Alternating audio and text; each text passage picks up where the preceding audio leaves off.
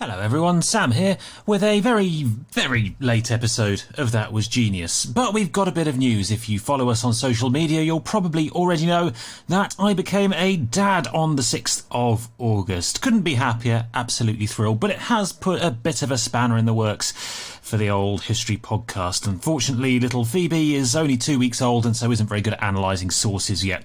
We'll train her up, but in the meantime, we're running a little bit behind. So what we're doing this week is giving you what was episode 78 on pictures, an exclusive patron episode. We've made that public and we've refunded our patrons for the month of August, since basically we're going to take the whole thing off so I can get used to being a dad.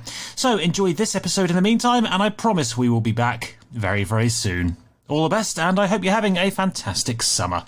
Bye now. Stung by bloody wasp 2 days ago. God, does it sting. Really? Oh, it's itchy. I just want to scratch my arm to death.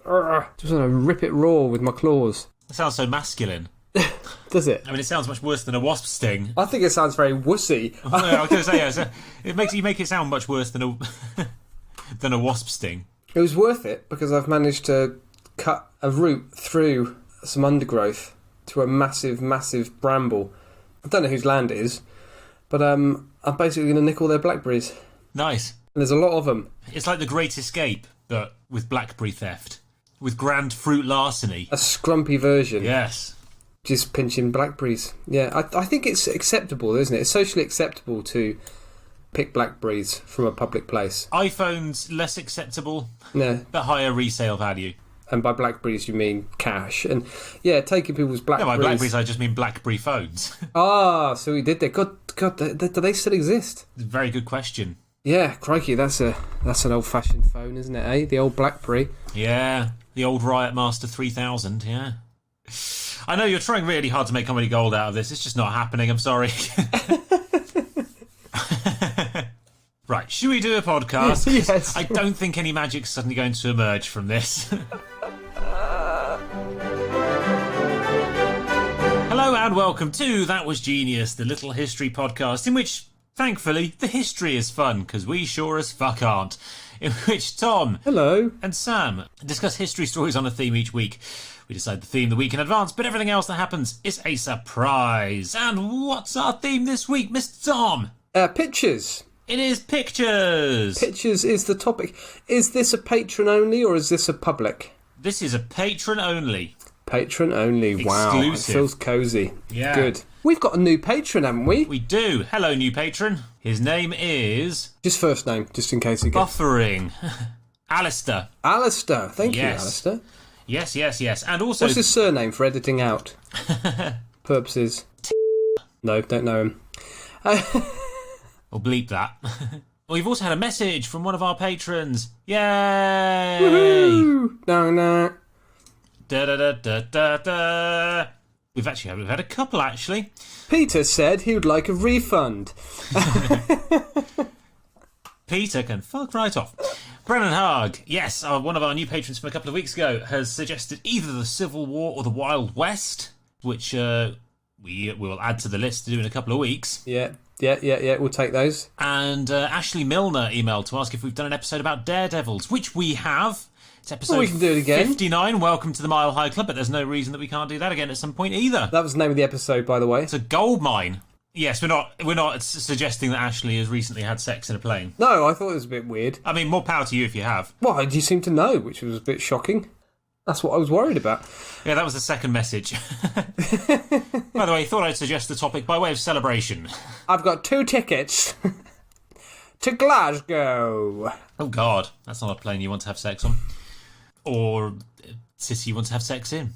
Actually, that's not true. Glasgow's lovely. No. So, yeah, the theme was pictures. Yeah, pictures. Yes. How did you find this one, Tom? Oh, I've just gone down a route that I very much like. So, Oh, good. Well, that's good. Yeah, I'm going very Harry Potter, very Chronicles of Narnia, very Game of Thrones intro. Oh, good. Lots of fiction. Lots of fiction in this history podcast. No. I'm talking medieval maps. Oh, nice. Yeah, and all the stupid things that were depicted on them. Medieval maps, yeah, fantastic stuff. Very What about nice. you? Do you know what, I'm sure I've said this in this podcast before, but I found an old map in the lining of a trunk I bought from an antique shop. You have not told me that before. I have not told you this. Was it an African or Asian elephant? Budum tush. It was actually a 67 Chevy Impala. Nice. It's a map of St. Petersburg from 1826, and apparently it's particularly rare because it's a travel pocket map. It's a foldable one. So it was designed to be thrown away, and it survived. It got lost down the side of this old travel trunk. And yeah. Wow. And how much did you get for it? I've got it. I've still got it framed on my wall. Excellent. That could be worth millions. I don't think it's worth millions, but I think it's worth around £1,000. Get out of here. Sell it. Sell it. Think of all the train set you could buy for that. Think of all the podcast promotion. Oh, think of that. Have you ever been to St. Petersburg with that map? Is it accurate? Never with the map. Useful? No, it's not a very useful map. Are the restaurant recommendations accurate still? Unfortunately, being 1826, it only really shows off churches, and it's also in French, which I don't speak. But, I mean, the river's still where it should be. You don't need to speak it. You need to be able to read it. The rivers are still where they should be. Okay, yeah. That's good. So that hasn't changed. The Winter Palace is still there. Good if you're going boating in St. Petersburg. Excellent for sailing. And yes, I have gone to St. Petersburg, and I walked on the frozen river and got whistled at by a policeman, and I don't mean in a flirtatious way. I was about to say, hello. Is that because you were sort of wobbling all over the place and your hips were in my heels. Shaking left and right. Shimmying. He clearly thought I was a Russian woman over the age of 30 with my giant beard. Why did he wolf whistle you? Because you're not supposed to walk on the river, apparently. That's for Jesus only. Oh, I can't remember. I didn't read that bit of the Bible where Jesus went on holiday to St. Petersburg on a stag do. Tom, you've been reading the wrong Bible. The Last Bender. And on the third day, God woke and said, "Fuck me, what was I doing last night?" Where's Judas again? Wakes up in the bed next to him. With a wink. Covered in lipstick, yeah. Very good, very good. Well, I've gone down a pictures route, as is the title. So I'm talking about some pictures today, some fraudulent fake pictures. Was that a passive-aggressive insinuation that I haven't done the topic? Always. Every damn episode, yeah. I'm surprised you haven't got the message yet. A map is a picture. Drawn, isn't it? You hang it on the wall. It counts. You've done well. You've qualified. You passed this week. Where were you? We're going to decide who wants to go first this week. I went first last week, I think, so shall I give it to you? Go on then, that sounds like a treat. So, I'm going to talk about fairies today, Tom. Very nice. Yeah. There's a very fantasy theme this week, isn't there? There is. There is a fantasy theme this week, yes. Sadly, not fairies in the... I don't know where I was going with that. Scrap that bit out. In the washing up liquid sense. Yes. Anyway, today I'm going to talk about one of the great early photographic hoaxes. It's a brilliant story for several reasons. Firstly, it convinced half the UK and many people outside the UK that fairies existed. Secondly, they don't exist. Well, spoiler alert. Sorry, yeah. Tinkerbell just died. Just ruined the illusion. Yeah, puff of smoke, and I'm gone. So secondly, the perpetrators of this great hoax were two young girls who created the hoax because their parents told them off for playing outside for too long. And thirdly, one of the people who fell for the story was one of the greatest crime writers who ever lived. Whoever? And who dedicated much of his career to writing and believing about this hoax. David Walliams. Would we call him a crime writer? No, but he's the worst writer I could think of off the top of my head. A criminal writer, yes. Yeah, that's true. Surely that's whoever wrote Twilight. Never watched it or read it, I'm afraid. No, me neither. What's the worst book? What's the biggest disappointment of a book you've ever read? That's a good question. It would have involved me reading a book. Do you know, I can't really remember what the worst book that I had high expectations for is, but the worst film adaptation of a good book is the original film version of Catch-22 is dreadful. I thought you were going to say Catch-22, which is funny because that was one of my biggest disappointments as a book. I found the book very boring, meandering. Well, it is meandering, repetitive. Yes. Yeah. But I did like the book. I love the book. But And the other one I'm film. going to say, I also know you like, which is not deliberate, but Captain Corelli's mandarins. Yes, you've complained about that in this podcast I before. found it incredibly depressing. Yeah. But it's supposed to be a slightly depressing book. Yeah, I suppose it is, isn't it? It's a Greco-Italian novel. It's it's never going to have a cheerful ending. Fairies, anyway, yes. You might have to help me along here. I'm a bit tired today.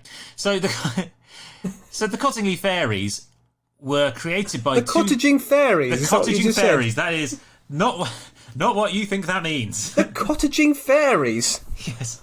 Are we going back to this episode on homosexual slang, Sam? We did a few weeks back. Actually, yeah. They're both Polari words, actually, aren't they? Yeah. The Cottingley. Cottingley rather than cottaging. Okay, Cottingley Fairies. Rather than two fairies in a cottage, yes. Yes, cottaging for our non-English listeners is... seeking out sex in public toilets. And there you go. Possibly through the means of a glory hole. which is a hole cut in the wall of a toilet cubicle. Just big enough for your wanger. Just big enough for yours. One of the screws clearly fell out. Who installed this cat flap? It's too small. Marvellous. So yes, the Cottingley Fairies were created by two South African cousins living in Bradford in 1917. South Africa to Bradford. Yeah. What a delightful transition. Elsie Wright was 16 and Frances Griffiths was 9 years old, and they lived with Elsie's mother and loved to play in the stream and woods at the bottom of their garden, which made Elsie's mother furious, as they were forever coming home soaking wet and covered in mud. Covered in Poddington peas. Covered in Poddington peas. What is that around your mouth? What have you been doing to those peas? Little pea legs. Pea arms. Just a little bit of pea play? What's wrong, Mum? You've been murdering the Poddington peas again. I've told you. And again, for our American audience, as per usual, Poddington Peas is a 1970s, 80s cartoon series about a group of peas who live in a garden. Down at the bottom of the garden. Amongst the birds and the bees. That was a topic that never got discussed. There live a lot of little people. Fucking Poddington Poddington peas. There's Percy, Peter, Paul and Barry. And Kevin the thief. There's the local priest. I was going to say they're retarded, mate Keith. The rough version of the Poddington peas. There's psychologically unwell Judy. And heroin addicted Pete. Very good. Down at the bottom of your urban allotment, in the centre of some northern town. There lies a little crack den. Oh, great. Yes. So yes, coming back every day, covered in mud and soaking wet. That's life in the north, though, isn't it? So the cousins argued that they were only playing in the stream because they'd been invited to by the fairies that lived there. And to prove it, they borrowed their dad's camera and came back half an hour later with a selection of photographic plates. When Elsie's dad Arthur developed these plates, he found several photos of the two girls holding or playing with fairies. Being a man with a stiff upper lip, he wrote them off as being just nothing more than cardboard cutouts. But a couple of months later, the girls tried again, returning with a photograph of Elsie sitting in the garden, shaking hands with a gnome around a foot tall. And, brilliant! And whichever way he looked at it, it stood up to scrutiny. There was Elsie in a photo, shaking hands with Danny DeVito. Rather than accept that woodland folk are real, you know, tree dwellers, smell like mushrooms, small hands, he got niche Austin Powers reference. He got furious, convinced that the girls had somehow fiddled with his valuable camera by, I don't know, hiding a fucking gnome in it. I'm looking at the pictures now online. Where is this gnome? I want the gnome. Bring me my gnome. Where is this picture of the gnome? The gnome is inside all of us, Tom. Oh, sorry, that's Priapus. Incredibly profound that was, Sam. I don't know why. I know, yeah. It wasn't, but it was. And was yet wasn't. Elsie's mum, Polly, however, was totally sold on these photos because clearly she was a fucking idiot and took them to a meeting of the Theosophical Society in Bradford. Now, the Theosophical Society is a sort of quasi-religion claiming to be a bridge between philosophy and theology. And they started in the latter quarter of the 19th century and believed that humankind progresses in great leaps of evolution. And like most churches, they believe that a great leap forward is just around the corner. Maybe next week? No, maybe the week after? Maybe June 20th, 19 flobbity flop. The world is definitely going to end and we'll ascend to the next level now. Let's all sell our shit and buy a camper van. But insist that we're actually sceptics with very analytical views because we don't believe in vaccination. Now let's all kill lots of people to get hold of Jerusalem. Yep. Actually, the Theosophical Society still exists today, preaching the unity of all humankind under one united brotherhood. I say the society, there are actually several dozen competing societies that still exist today, all separately preaching the unity of all humankind under one united brotherhood. Just not those splitters. And even if you were successful, that'd only be 50% of the world population. Because what about the sisterhood? Well, that's true. Fucking idiots. Yeah, sexist bastards. So, the talk in Bradford that night was all about fairy life. Daily life as a fairy, trials and tribulations.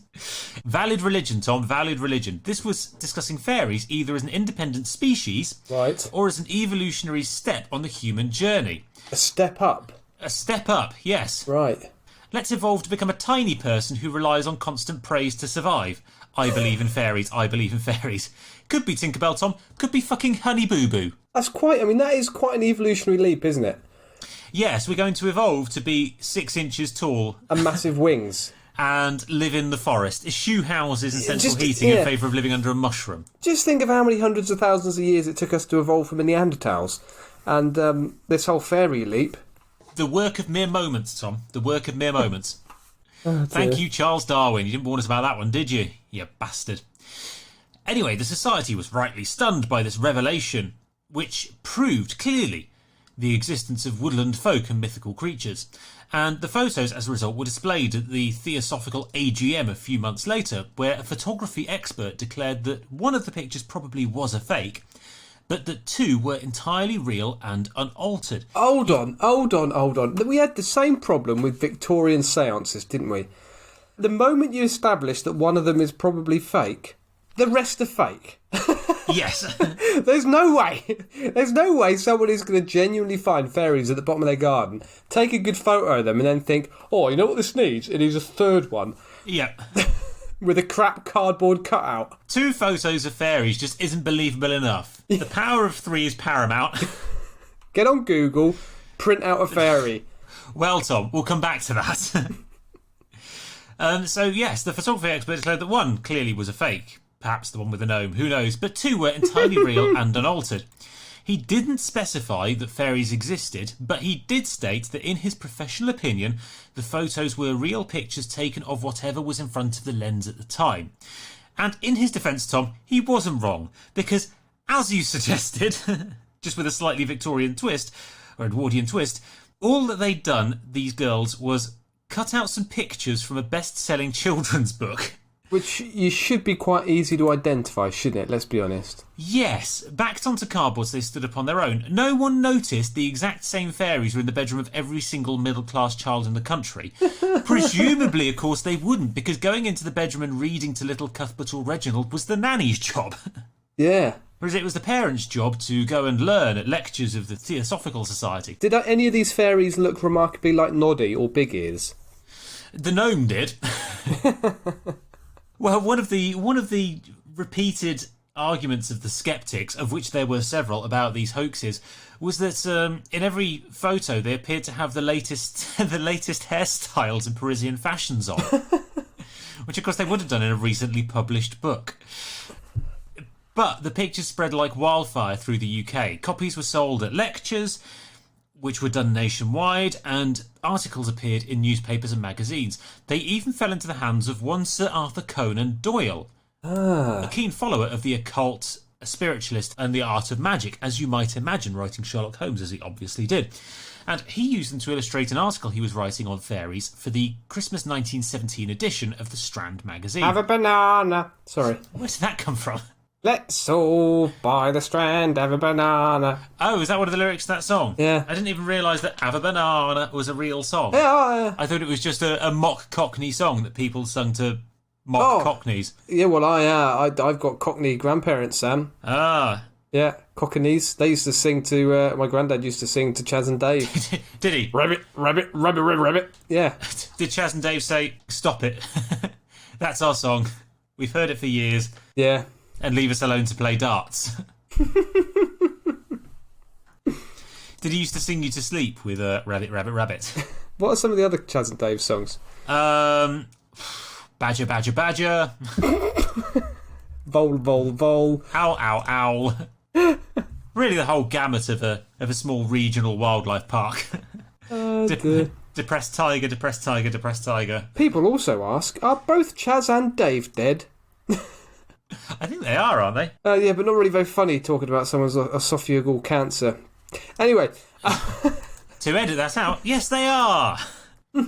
So, by this point, even Elsie's dad was willing to be convinced, the man who was originally sceptical and thought that someone had hidden a gnome in his camera, and gave permission to Conan Doyle to reproduce the photos. However, a man of integrity and a stiff upper lip, he refused to take money for them, Tom, save the discovery be, quote, soiled by money. I don't believe these pictures are real. I think they are cardboard cutouts. Indeed, they are cardboard cutouts, but I refuse to take payment for them on the principle that if they are real, I don't want to be the person charging for the revelation of a century. Maybe someone had just soiled on the currency, had soiled on the notes. Maybe. Well, yes, or shat all over the discovery. Yes. Not everyone was convinced, though, as I've alluded to. Sir Arthur and Edward Gardner, one of the leading members of the Theosophists, wanted to get the photos authenticated professionally and sent them off to Kodak, who came back acknowledging that yes, the Kojak. photos. They sent them off to Kojak. No, a Kodiak, just a random bear. What am I supposed to do with these? That's Fred Flintstone. Clearly, Fred Flintstone. These ain't no photos of fairies. These are fakes. And I've looked at them in great detail. I'm a nitpicking kind of bear. You can tell they're photoshopped because of the pixels. Wake up, sheeples. 9/11's a conspiracy theory. So yes, not everyone was convinced, and the photos were sent off to Kodak, who came back acknowledging that actually yes, they were real, but their contents couldn't be confirmed as living beings, so they refused to authenticate them as a result. Another photo company. Again, that makes no sense. Well, they said they acknowledged that yes, these were real photos, but we can't say that those are living fairies in them. Said the largest photography company in the world. Okay. Another photo company of the time, Ilford's, was brought in and declared that the photos were in fact definitely fakes. Although apparently Arthur Conan Doyle and Edward Gardner were listening in and overheard one of the technicians saying that they couldn't possibly be real because fairies don't exist. And so when they published the results, they actually announced that the company had found that they were real. But they just couldn't believe their eyes. What? What? Yeah, so the technicians who were analysing the photos said these can't be real because fairies aren't real. To which the people who believed in fairies said, aha, that simply means that you don't believe what you're seeing because it's so amazing and therefore true. Ah, there's a logic there. There is a logic. I think. A twisted logic, almost as if some people have books and newspaper articles on the subject to sell. Yeah. As they did. They even took the photos to an early physicist called Sir Oliver Lodge, who said they were clearly fake.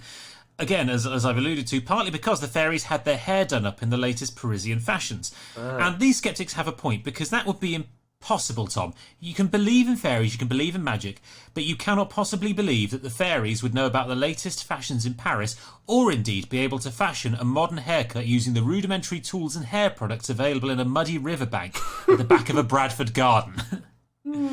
Facts. Demolished with logic.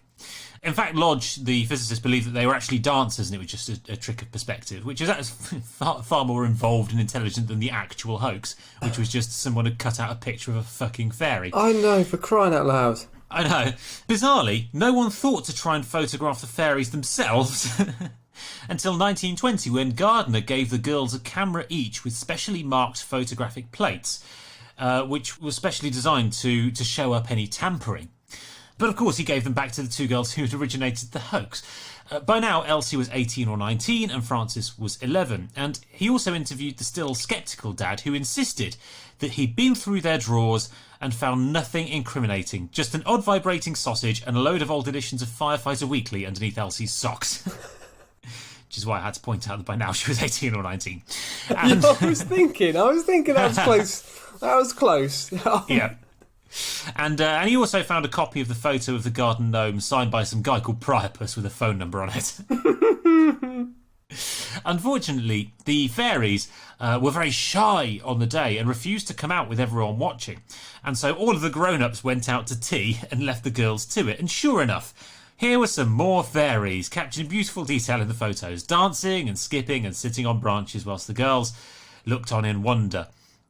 Gardner was thrilled. He'd got 2 separate examples of fairies being photographed and sent a telegram to Conan Doyle, who wrote back, quote, "My heart was gladdened when out here in far Australia I had your note and the 3 wonderful pictures which are confirmatory of our published results. When our fairies are admitted, other psychic phenomena will find a more ready acceptance. We have had continued messages at seances for some time that a visible sign was coming through." Which is very much a case of bullshit perpetuating bullshit. Well, the medium told me that we would find fairies. The medium told me something unusual would happen. Yes, the medium told me I was in for a surprise. Actually, now that I remember it, no, the medium said that something was going to happen. Yes. Now that I remember it, the seance said an event is on the horizon. Yes, that's what they said. I remember now. Yes. They said, be prepared to be surprised. And, you know, just that morning I asked for kippers for breakfast. And what did I get? So I got a sausage. It's a miracle, Tom. It's a bloody miracle. Of course, Conan Doyle wrote up the findings in an article which quickly sold out worldwide, becoming an international sensation. He signed off the piece with the words, "The recognition of their existence will jolt the material 20th century mind out of its heavy ruts in the mud, and will make it admit that there is a glamour and a mystery to life. Having discovered this, the world will not find it so difficult to accept that spiritual message supported by physical facts which have already been put before it." Skeptics noted once again, Tom, that the fairies were very fashionably dressed in the latest 1920 Parisian fashions. Interest in these fairies slowly died out over the course of the 1920s, but in the 1960s and 70s, the cousins admitted in a newspaper interview that at least some of the photos were faked, but not all, or at least not entirely, because Elsie told the BBC in 1971 that they're photographs of figments of our imagination, and that's what I'm sticking to. What? So there you go, Tom. No. Photographs aren't a figment of your imagination. Something you imagined is a figment of your imagination. Something that you cut out of a magazine and readily allowed to be published and disseminated as an original is just a hoax. It is a hoax. Yeah. So there you go, Tom. Some of the greatest faked pictures of the 20th century, the Cottingley Fairies. The Cottaging Fairies, fantastic. The Cottaging Fairies. I had heard of them, but I didn't know the story. They're quite well known, I think, in Britain, but I don't think they're particularly well known elsewhere. And I've just had a look at. I've been on Google having a look at the pictures of them, and they're awful. They are pretty bad. Yeah, they're not very convincing. No, I most of us would spot it. But they are in the some of the original pictures. Well, actually, the original pictures sell for thousands of pounds, and some of the originals are, and the original camera and some cutouts from the book are in a science museum in Bradford today. What? So you can actually go and see the originals. What a load of shite. What a load of shit. What a load of feckin' shite. Well, from your piece of mythological mumbo-jumbo to my piece of semi-mythological mumbo-jumbo, which is my medieval Mappa Mundi. Oh, I love a Mappa Mundi. I love a Mappa Mundi. And I got a sat-nav on Tuesday, went for a drive on Wednesday, got horribly lost on Thursday and Friday and Saturday, just chilled on Sunday. Jump on! Forced. Yeah. Good, nice Craig David joke there. Yes, so Mappa Mundi, and it just means it's just Latin for map of the world. Yes. And they are excellent. I really do like Mappa Mundi. They're very, very good. There are over 1,000 Mappa Mundi, but the vast majority... For 1,000 different worlds? No, 1,000 different maps of our world. A new fantastic point of view. A whole new world. From some monk's bizarre dreams. People with only one leg. A dragon's egg. And a very, very rudimentary understanding of the Chinese.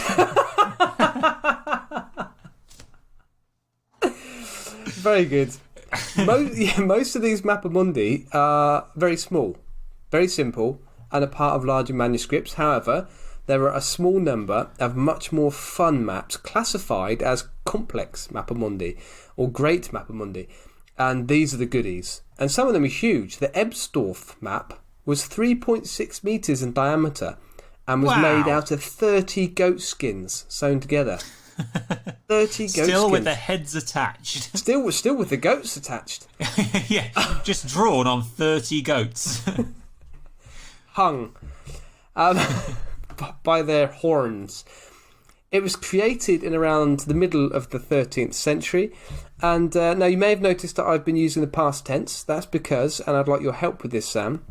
Go on, please, then. Could you hum the Dam Busters song, please?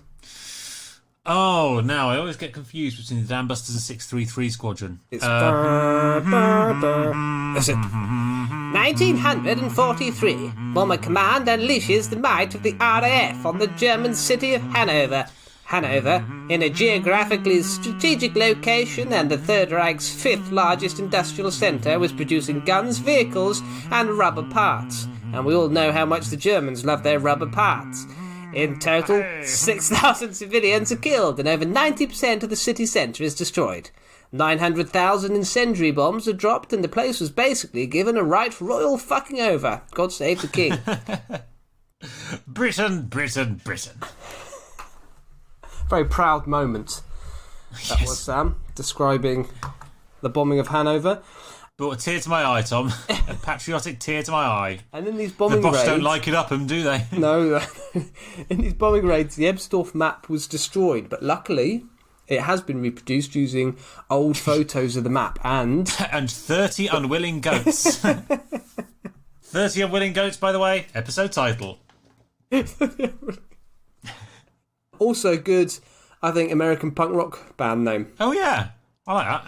Anyway, let me describe this wonderful map, the Ebstorf map. It's centred on Jerusalem because Jerusalem is so goddamn important. And no, that wasn't blasphemy because it's true. The first... It is. Yeah. And why is Jerusalem so important? Well, the first Hebrew temple was built there by Solomon in 950 BC. Abraham almost sacrificed his son to God in Jerusalem.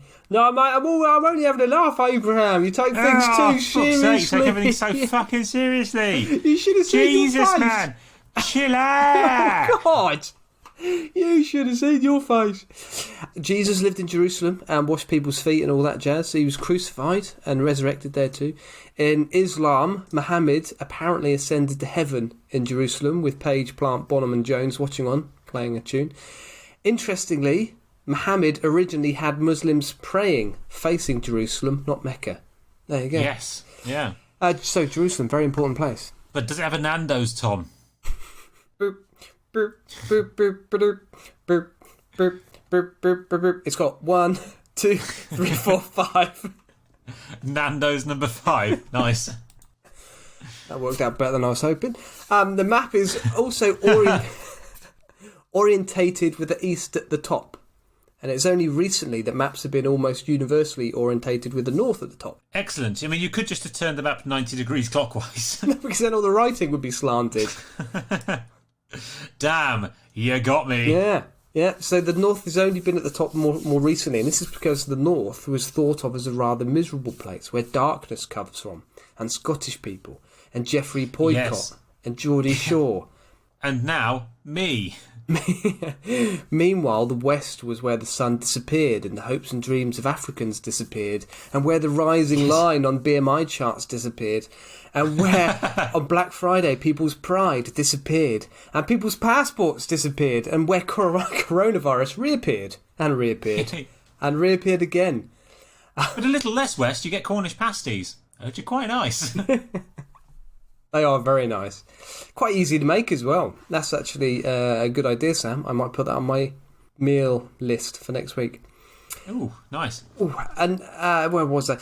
The East, however, is where the sun rises, where Jesus is to return from, where Eden lies, and where people eat undercooked bats.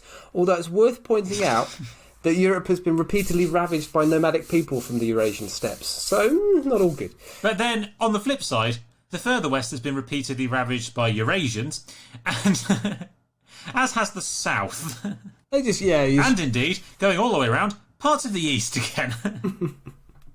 At the top of this Mappa Mundi, and we're still talking about the Ebsdorf one, we have Jesus' face, looking remarkably like a teething, transitioning Jennifer Aniston. And I'd like you to look it up, Sam. How do I spell Ebsdorf? Ebstorf. Oh, you're not wrong, are you? Ah, it's an interesting face. Oh, He Jesus looks like a slightly boss-eyed character from South Park. That's true. Also, you appear to have a pug with a tree trunk for a body, a mullet-octopus hybrid, a man being sexually assaulted by geese, a Stop naked doing my mole bit for rat me. with a bow and arrow. Sorry, am I stealing your thunder? Hold off. I'm done. But it's a testament to medieval doodling. It's wonderful, isn't it? I'm just getting up in front of me now. I'll get the map as well. Hey! Yeah, so very strange looking Jesus. To the far left and right, we have his hands, and at the bottom, we have his feet, totally separated from his body. And in the middle, in London, the centre of the world, we have his scrotum. No, Jerusalem's the centre of the world. Sorry, Jerusalem. Jerusalem is Jesus' bollocks. Which right, means his tinkle is somewhere in Egypt. His tinkle is the temple. His tinkle is the Great Pyramids of Pisa. I think I've mixed up a few famous landmarks there. So Jesus' winkle is unfortunately not at the centre, but he does look very much like Violet Beauregarde from Willy Wonka and the Chocolate Factory when she turns into a blueberry. Just a little bit, yeah. Yeah, it's got that whole look about it. All complex medieval Mappa Mundi were not for travel purposes. They were not supposed to help someone get from A to B, which is good considering... No, you can't usefully take a 3.6 metre map made of 30 goats Can you stop with you, stealing my jokes? So sorry. I've glossed over the fact that you stole about 3 already. Oh, okay. But you need to let me know when I'm stealing them and I'll edit it out and stop. It's quite all right. It gives it flow. I don't mind. They were not much like the Nile flowing from Jesus' winkle. And his bell end appears to be at the 4th cataract. They were not supposed to help someone get from A to B, these maps. They were pictorial encyclopedias, visual guides to everything people knew about the world, which wasn't very much. So they include snippets from classical stories and also classical geographical nonsense and biblical references. So, for example, when looking at a high-definition version of the map, as you now know, they're quite easy to access, so everyone can go and have a look if they truly want to. I found Noah waving cordially from his ark. I found Adam and Eve having an apple in the nip. I found a phoenix rising from the flames, and that's classical mythology there. And I found some naked cannibals eating someone who was lying on the floor with no hands or feet, saying, "You're a bunch of fine young cannibals. It drives me crazy. The way you eat my liver." Meanwhile, above this... and you found Wally hiding behind an ice cream parlour. Yeah. Sorry, Waldo. Waldo tucking into a person. Waving. Meanwhile, above the scene, there is a man with very large ears who looks like he's saying, "Pass me the salt, would you, Camilla?" So yeah, very, very funny things to enjoy looking around. And it is a pity there isn't a Waldo. That would be very, very good. And a Wender. And, oh yes, I forgot about Wender. Sorry. Yes. And the Wizard Whitebeard. And who's the baddie?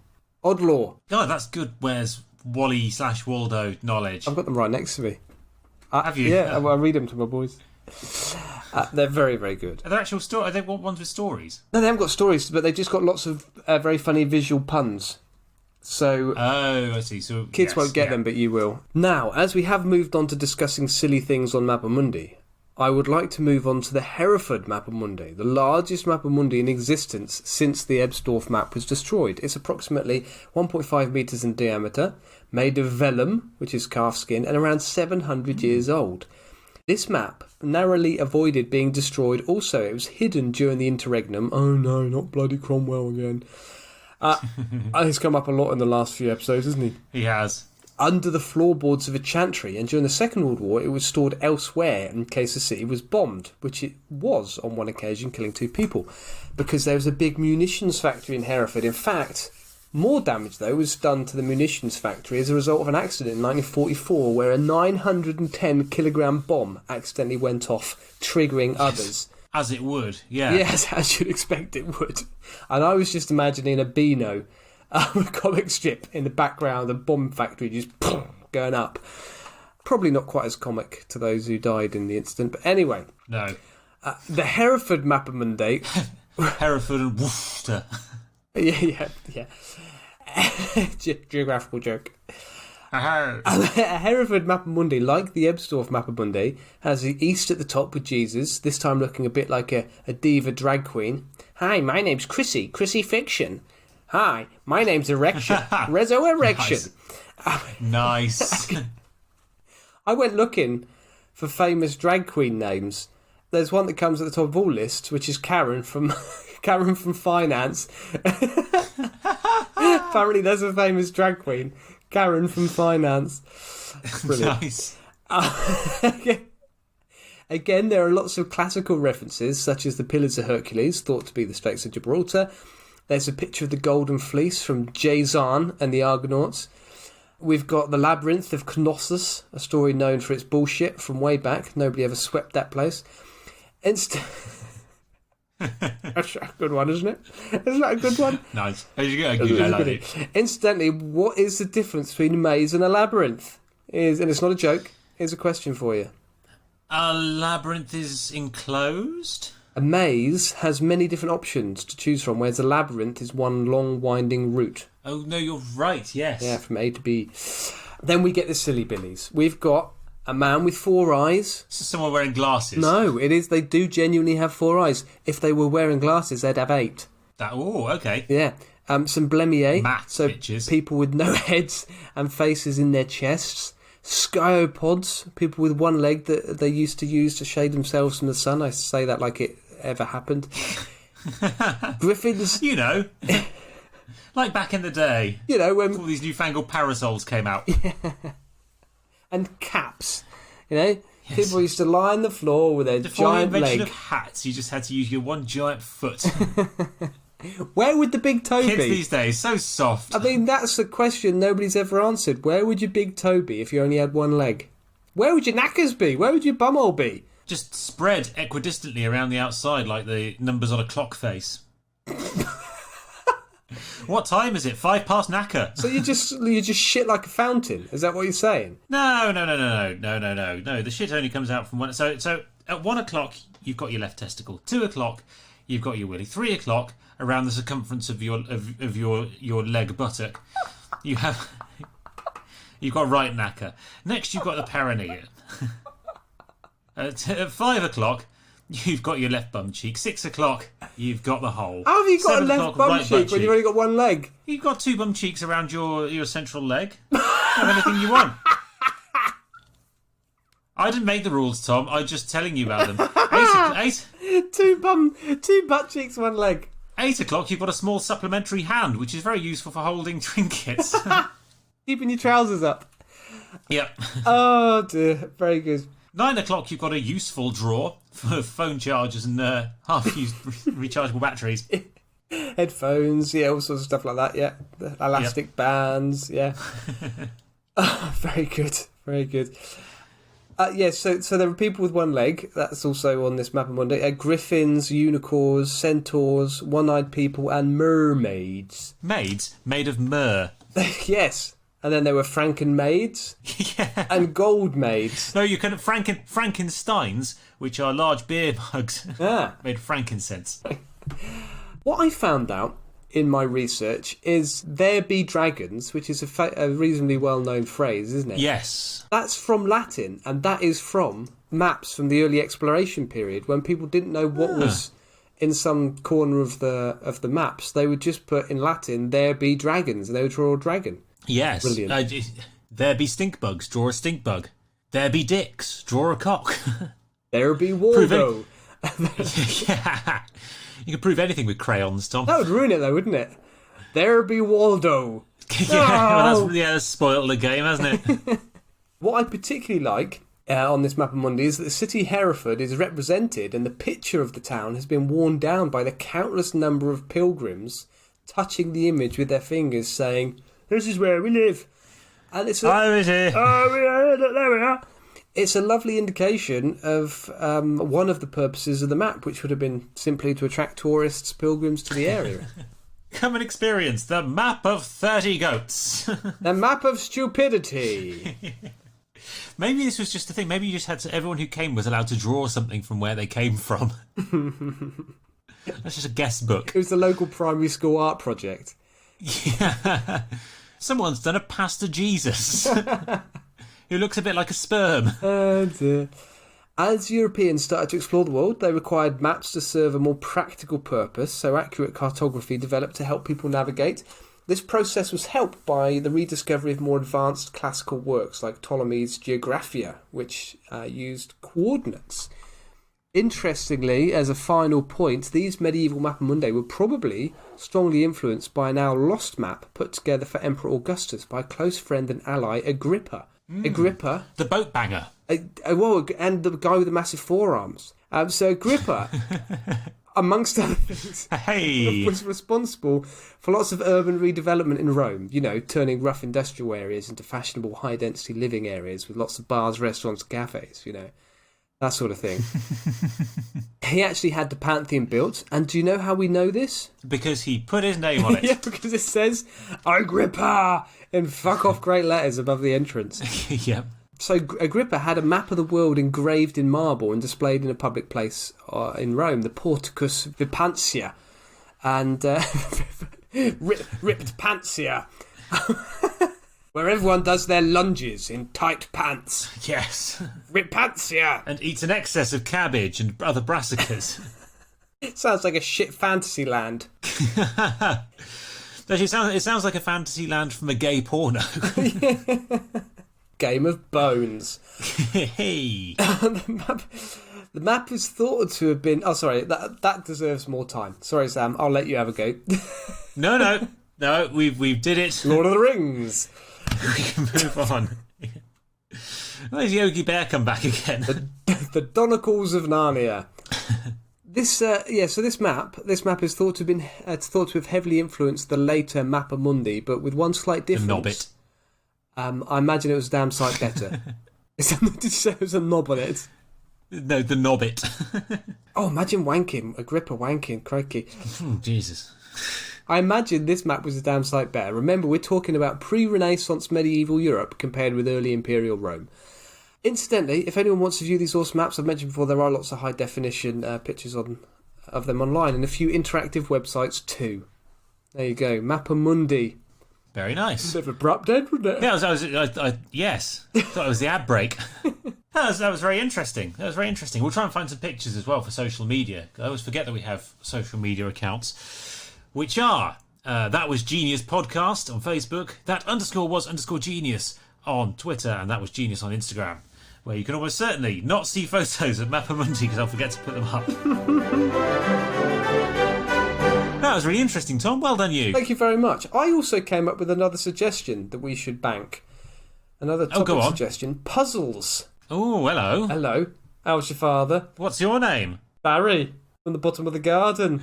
No, let's not go back to the Poddington P, shall we? Well, we're going to have to post that now, aren't we? Poddington Peas might be American. No. Oh, no, British animated series. Yeah, no, Americans don't call peas peas. What do they call peas?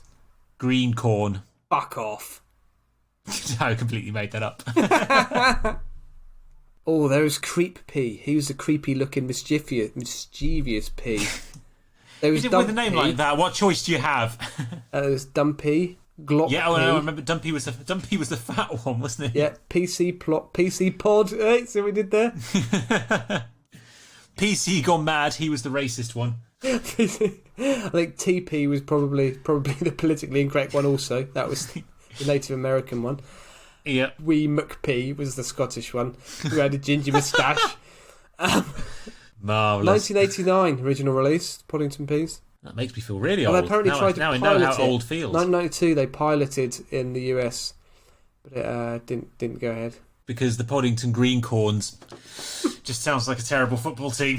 The Paddington Greencorns. Go Greencorns! Starring all your favourite past it European football stars in their 40s. It's Bobby Charlton. And Jimmy Greaves has got the ball. He's passing it to Stanley Matthews. This is a niche joke that's gone beyond even my limited understanding. Oh, surely you know who Jimmy Greaves and Stanley Matthews are. Footballers? Anyway. Football chat, eh? We've already got a topic for next week, don't we? What's that then? It's the Navy. You can sail the 7 seas. Because the YMCA Yes. haven't turned up. The village people haven't turned up in... Enough podcast episodes recently, yes. Yeah. At the Navy. Okay, so the next week is the Yes, Navy. battleships or the Navy, yeah. Okay, good work. Yes, and that's a public episode, so you can all see that. That's one for you exclusive patron types and for the proles. For the plebs. Yeah. Proletariat. Yes, join... The great unwashed. Oh, they certainly are. Just much like me. Well, yeah, they're not part members of the Order of the Bath. They haven't got access to the finest cleaning arena known to man. No, they're quite literally the great unwashed. Hold your noses and dive in with us next time as we wallow in the filth of public availability for an episode all about the Navy. Once again, hope you've enjoyed this episode. If you have, just let us know. I've already given out the social addresses, but we've got an email address too, which is thatwasgeniuscast@gmail.com. Get in touch with any suggestions, hints, tips, whatever you like. Let us know what you're up to. And yes, we will see you next week. Say goodbye, Tom. All right, bye-bye. Bye-bye now.